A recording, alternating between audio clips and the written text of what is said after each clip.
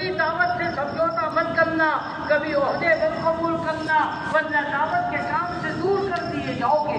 جو نبیوں کا کام ہے اس سے دور ہو جاؤ گے۔ اگر تم نے منصب قبول کر کیا، لوگ منتیں کریں گے تمہیں منصب دینے کا، یاد رکھنا کبھی منصب نہ قبول کرنا۔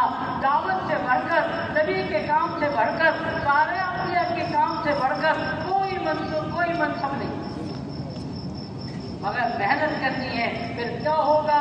فَيَدْمَغُوهُ فَإِذَا هُوَ زَاهِقٌ، اللہ باطل کے بعد کو نکال دیں گے۔ جاء الحق وزهق الباطل، جب حق آئے گا باطل خود ختم ہو جائے گا۔